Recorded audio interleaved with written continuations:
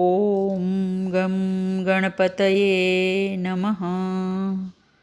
ઓમ એં સરસ્વત્યે નમઃ. આગળ આપણે હનુમાનજીના સ્વભાવનું વર્ણન કર્યું. હવે એમના કાર્યની આછેરી ઝલક આપતા ગોસ્વામીજી કહે છે, સૂક્ષ્મ રૂપ ધરી સિંહ દિખાવા, બિકટ રૂપ ધરી લંક જરાવા, ભીમ રૂપ ધરી અસુર સંહારે, રામચંદ્ર કે કાજ સંવારે. આપણે હનુમાનજીના જે ગુણો જોયા એમાં એક ગુણ હતો એમની ચતુરતા. આ ચતુરતાનો પરિચય તેમણે સમુદ્રને ઓળંગતી વખતે આવેલી સુરસાને આપ્યો. સુરસા સમક્ષ તેમણે શરૂઆતમાં અત્યંત વિશાળ અને પછી લઘુ સ્વરૂપ ધારણ કર્યું. ત્યાંથી આગળ વધી મચ્છર જેટલું સૂક્ષ્મ રૂપ લઈ લંકાના પ્રવેશ દ્વાર પર પહોંચ્યા. લંકિની પર પ્રહાર કર્યો, એ પછી લંકામાં પ્રવેશ કર્યો. સીતાજીની શોધ કરી. સીતાના વિશ્વાસને રામના દૂત તરીકે સંપાદિત કર્યો. એ પછી અશોક વાટિકાના રક્ષકો સાથે અથડામણ થઈ રાવણની સભામાં પહોંચ્યા અને સીતાજીને રામને સોંપી દેવા માટે રાવણને સમજાવ્યો, પણ રાવણ ન માન્યો અને હનુમાનજીની પૂંછને આગ લગાડી દીધી. ત્યારે બિકટ રૂપ ધરી લંક જરાવા. ત્યારે હનુમાનજી અત્યંત વિકટ રૂપ ધારણ કરે છે અને આખી લંકાને આગ લગાડી દે છે. એ પછી છે ભીમ રૂપ ધરી અસુર સંહારે, રામચંદ્ર કે કાજ સંવારે.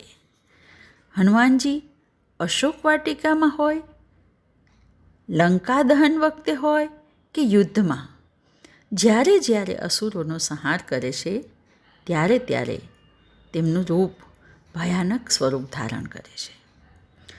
અને આવું આ ભયાનક સ્વરૂપ એ પોતાના નામ, દામ કે સત્તા માટે નહીં, પરંતુ રામચંદ્ર કે કાજ સંવારે, રામચંદ્રજીના કાર્યની સિદ્ધિ માટે કરે છે. હનુમાનજી રામજી માટે સૂક્ષ્મ પણ થઈ શકે છે અને વિશાળ પણ. તેઓ બંધાઈ પણ શકે છે અને બાળી પણ શકે છે અને ભયંકર સ્વરૂપ પણ લઈ શકે છે. ટૂંકમાં યેન કેન પ્રકારે રામનું કાર્ય કરવું એ જ હનુમાનજીનું પરમ લક્ષ્ય છે. એ પછી તુલસીદાસજી કહે છે, લાય સંજીવન લખન જીયાએ, શ્રી રઘુબીર હર્ષિ ઉર લાયે. સંજીવની લાવીને લક્ષ્મણને જીવાડ્યા એટલે રામે તેમને હર્ષથી ગળે લગાડ્યા. હવે એવી એક કહેવત છે કે લોકવાયકા છે કે હનુમાનજી સંજીવની બુટ્ટીને ઓળખી ન શક્યા એટલે આખો પર્વત ઊંચકીને લઈ આવ્યા. પણ મને લાગે છે કે હનુમાનજી દૂરદ્રષ્ટા છે. તેમને થયું હશે કે યુદ્ધમાં સૈનિકો ઘવાશે તો તેને માટે જડીબુટ્ટીઓની જરૂર તો પડશે જ, અને ત્યારે વારંવાર અહીં આવવું શક્ય ન બને, એટલે આખો પર્વત ઊંચકીને લઈ જાય છે.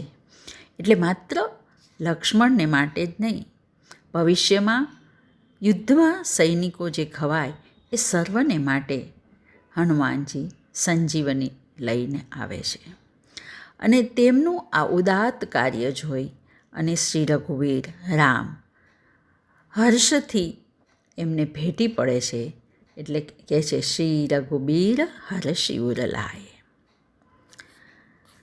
આને આપણે બીજા અર્થમાં કહીએ તો એમ કહી શકીએ કે આ પ્રસંગ આપણને પ્રેરણા આપે છે કે વિઘ્નોના બળથી આપણો ઉત્સાહ શિથિલ થવો ન જોઈએ, પરંતુ આપણા ઉત્સાહના બળ સામે વિઘ્નો શિથિલ થઈ જવા જોઈએ.